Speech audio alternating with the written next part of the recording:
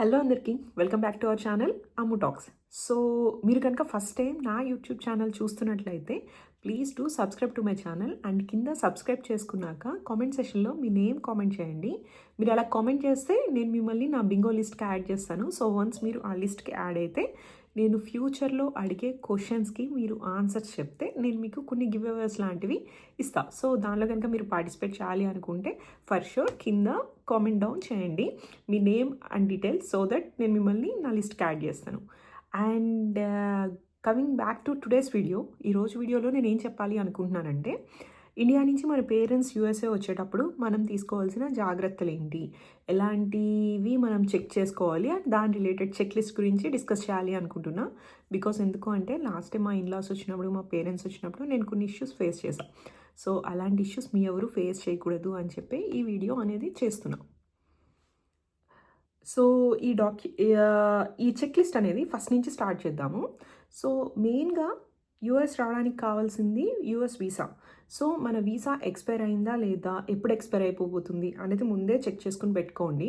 ఒకవేళ మీ ట్రావెల్ ఇంకో 6 monthsలో ఉంది అండ్ మీ వీసా ఎక్స్పైర్ అయిపోతుంది అయితే మీరు వెంటనే రెన్యువల్కి వెళ్ళొచ్చు ఆర్ వేరే ఏదైనా చేయొచ్చు. అండ్ అలానే సెకండ్ థింగ్ ఏంటి అంటే మీ పాస్పోర్ట్ కూడా చెక్ చేసుకోండి. పాస్పోర్ట్ వ్యాలిడిటీ ఉంది కదా, ఐ మీన్ మీరు యూఎస్ ట్రావెల్ స్టార్ట్ చేసి మళ్ళీ బ్యాక్ రిటర్న్ ఇండియా వచ్చే వరకు మీ పాస్పోర్ట్ అనేది వ్యాలిడ్ స్టేటస్లో ఉంటుంది అండ్ ఎక్స్పైరీ డేట్ అవన్నీ చెక్ చేసుకోండి. అండ్ దాంతోపాటు మనం యూఎస్లో దిగ్గానే ఇట్స్ బెటర్ పేరెంట్స్ ఇంగ్లీష్లో కమ్యూనికేట్ చేసినా కమ్యూనికేట్ చేయలేకపోయినా వాళ్ళకి ఒక పోర్ట్ ఆఫ్ ఎంట్రీ లెటర్ ఇవ్వడం అనేది బెస్ట్. సో ఆ పోర్ట్ ఆఫ్ ఎంట్రీ లెటర్లో మీరు స్పెసిఫై చేయండి మీ పేరెంట్స్ ఎందుకు వస్తున్నారు, ఏ పర్పస్తో యూఎస్ విజిట్ చేస్తున్నారు అండ్ అట్లానే ఎన్ని డేస్ ఉంటారు అండ్ వాళ్ళు తిరిగి ఏ డేట్న వెళ్ళిపోతారు అన్నీ మెన్షన్ చేసి రాయండి దానిలో. అండ్ ఏదైనా క్వశ్చన్స్ ఉంటే మీ రిలేటెడ్ ఫోన్ నెంబర్ ఇవ్వండి. సో వాళ్ళకి ఏమైనా క్వశ్చన్స్ ఉంటే మిమ్మల్ని కాంటాక్ట్ చేయొచ్చు అని మెన్షన్ చేయండి. సో ఈ లెటర్ అనేది చాలా కంపల్సరీ అండ్ మీ పేరెంట్స్కి చెప్పండి వాళ్ళు యూఎస్లో ఎంటర్ అయ్యేటప్పుడు ఈ లెటర్ అనేది చూపించాలి పోర్ట్ ఆఫ్ ఎంట్రీలో అని. అండ్ అలానే దాంతోపాటు మీరు ఈ మధ్యకాలంలో మన పేరెంట్స్కి ఫ్లైట్ టికెట్ బుక్ చేసేటప్పుడు రిటర్న్ టికెట్తో సహా బుక్ చేయడం అనేది బెటర్. ఎందుకు అంటే పోర్ట్ ఆఫ్ ఎంట్రీలో మనం ప్రూవ్ చేయగలం. సో మా పేరెంట్స్ ఓకే వస్తున్నారు బట్ వాళ్ళు ఈ డేట్ మళ్ళీ రిటర్న్ వెళ్ళిపోతారు, వాళ్ళకి నేను ఆల్రెడీ రిటర్న్ టికెట్ కూడా బుక్ చేశాను అని. సో ఈ డాక్యుమెంట్స్ అన్నీ కరెక్ట్గా ఉంటే వాళ్ళ US travel port of entry దగ్గర ఎలాంటి ఇష్యూ లేకుండా జరిగిపోతుంది.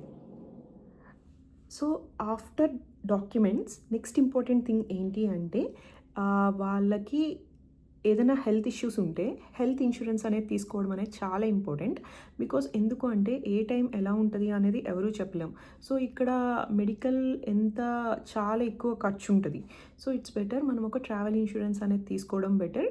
ఇఫ్ కేస్ ఏదన్నా ఒక ఇష్యూ జరిగింది అనుకుంటే మనం డాక్టర్ దగ్గరికి వెళ్ళడానికి మనకి హెల్ప్ అవుతుంది. అండ్ దాంతోపాటు ఫర్ ష్యూర్గా మీ పేరెంట్స్ వాడే మెడికేషన్ లిస్ట్ అంతా కూడా ప్రిపేర్ చేసి తెచ్చుకోండి. సపోజ్ మీ పేరెంట్స్ ఒక 3-4 months ఉంటున్నారు అనుకుంటే ఇట్స్ బెటర్ ఇంకొక 2 months ఎక్స్ట్రా మెడికేషన్ అనేది వాళ్ళతో క్యారీ చేయడం. Because in some worst cases వాళ్ళు ఒకవేళ ఎక్కువ రోజులు ఉండాల్సి వస్తుంది ఆర్ఎల్స్ వాళ్ళ మెడికేషన్ అనేది మిస్ అయింది, అలాంటప్పుడు కూడా హెల్ప్ అవుతుంది. అండ్ అట్లానే మీరు మీ మెడికేషన్ అనేది ఎప్పుడు మీతో క్యారీ చేయడం అనేది బెటర్. చెక్-ఇన్లో పెడితే ఒక్కొక్కసారి మనకి చెక్-ఇన్ లగేజ్ అనేది మిస్ అవుతూ ఉంటుంది.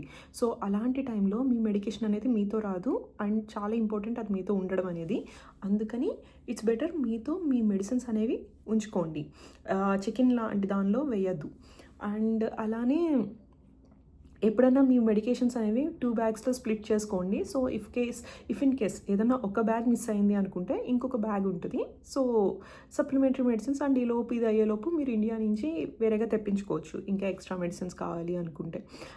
అండ్ ఇంకోటి ఇక్కడ గుర్తొచ్చింది ఏంటి అంటే రీసెంట్గా నాకు తెలిసింది ఏంటంటే ఇదివరకు మెడికేషన్ అనేది మనం ఇండియా నుంచి షిప్ చేయించలేము అనుకునే వాళ్ళము. బట్ రీసెంట్గా if you have all the prescription doctor prescription ఉండి అండ్ ఎవ్రీథింగ్ మీరు కొన్న ప్రైస్ రిసిప్ట్స్ ఇవన్నీ ఉంటే సో మీరు ఇండియా నుంచి డైరెక్ట్గా ఆ మెడిసిన్స్ అనేవి యూఎస్కి షిప్ చేసుకోవచ్చు.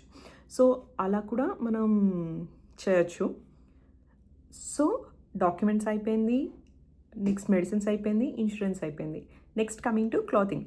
సో క్లాతింగ్ ఏంటి అంటే ఇట్స్ బెటర్ డైలీ వేర్. మనకి ఇండియాలో ఏవైతే ఫ్రీగా వేసుకోగలమో అలాంటివే తెచ్చుకోండి. అండ్ అట్లానే పేరెంట్స్ ఎస్పెషల్లీ విమెన్ విషయానికొస్తే ఇట్స్ బెటర్ వాళ్ళు ఎక్కువ నైటీ ఈ టైప్ ఎక్కువ తెచ్చుకుంటే బెటర్. బికాజ్ ఎందుకు అంటే ఇక్కడ మనకి డ్రయర్‌లో ఆ బట్టలు, చీరలు అంతా చుట్టుకుపోతాయి. సో, వాటిని మీరు సెపరేట్ చేసి తీసుకొని వేసుకోవాలి అన్న చాలా కష్టంగా ఉంటది. సో, ఇంట్లో ఉన్నంత సేపు మీరు నైటీ ఆర్ నైట్ డ్రెస్ అనేది ప్రిఫర్ చేయడం బెటర్. బయటికెళ్ళినప్పుడు వాడుకోవడానికి మాత్రం మీకు కావాల్సిన saris or party wear, function wear ఏవైతే మీరు యూఎస్ ట్రిప్ వచ్చేటప్పుడే మీకు తెలుస్తుంది కదా! ఇవి ఫంక్షన్స్ ఉంటాయి అండ్ వీటికి మనకు కావాల్సింది అరేంజ్ చేసుకోవాలి అని. దాని ప్రకారం ఆ శారీస్ మాత్రం తెచ్చుకోండి. అండ్ ఎక్కువగా ఇంట్లో వేసుకునే నార్మల్ నైటీస్ తెచ్చుకోవడం అనేది బెటర్. అండ్ అలానే మేల్స్ విషయానికొస్తే అంకుల్‌కి ఏవైనా షార్ట్స్ లాంటివి బెటర్. ఆర్ నైట్ ట్రాక్స్ ఇట్లాంటివి ఎక్కువ వేసుకోవడం బెటర్. మీరు నార్మల్ ఫార్మల్ ప్యాంట్ షర్ట్ అనేది బయటికి వెళ్ళినప్పుడు వేసుకోవడానికి ప్రిఫర్ చేయొచ్చు. So, this is all about clothing. And అట్లానే ఇంకా నెక్స్ట్ ఇంట్రెస్టింగ్ ఐటమ్ ఏంటి అంటే ఆబ్వియస్లీ ఇండియా నుంచి తీసుకొచ్చే sweets and snacks. It's better ఏవైతే కొన్ని ఎక్కువ రోజులు బికాస్ మీరు ట్రావెల్ చేసి వస్తారు కాబట్టి ఒక 5-6 డేస్ ఉన్నా పర్లేదు బాగానే ఉంటాయి. దాని తర్వాత మనం ఫ్రిడ్జ్లో పెట్టుకొని స్టోర్ చేసుకోవచ్చు అనే ఐటమ్స్ వరకు మీరు తీసుకురండి. అండ్ అలానే దాని తర్వాత ఇక్కడ యూఎస్లో పేరెంట్స్ అందరికీ కొంచెం బోర్ కొడుతూ ఉంటుంది కదా! బికాస్ పిల్లలందరూ ఏదో ఒక దానిలో బిజీగా ఉంటారు. సో, వాళ్ళు మార్నింగ్ టు ఈవినింగ్ వర్క్‌లో ఉంటారు. సో, ఆ టైం మీకు ఎక్కువ బోర్ కొడుతూ ఉంటది.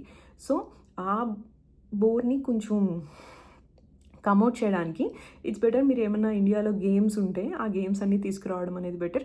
ఇక్కడ కూడా గేమ్స్ ఉంటాయి. బట్ చాలామందికి వైకుంఠపాలి ఆడడం ఇష్టం ఉంటుంది, అష్టాచెమ్మా ఆడడం ఇష్టం ఉంటుంది, ఆర్ ఎల్స్ ఏదైనా ఇండియనైజ్డ్ గేమ్స్ ఆడడం ఇష్టం ఉంటుంది కదా! సో, అలాంటి గేమ్స్ ఏమైనా ఆడాలి అనుకుంటే అక్కడి నుంచి అవన్నీ తీసుకురండి. అండ్ అలానే ఇక్కడ కూడా మీరు కొన్ని గేమ్స్ తీసుకోవచ్చు ఆన్లైన్‌లో అండ్ అవి కూడా బాగుంటాయి. సో, అట్లా గేమ్స్ కూడా ప్లాన్ చేసుకోండి మీ ట్రిప్‌లో. సో దట్ ఆ ట్రిప్ అంత బోరింగ్‌గా అవ్వకుండా ఉంటుంది.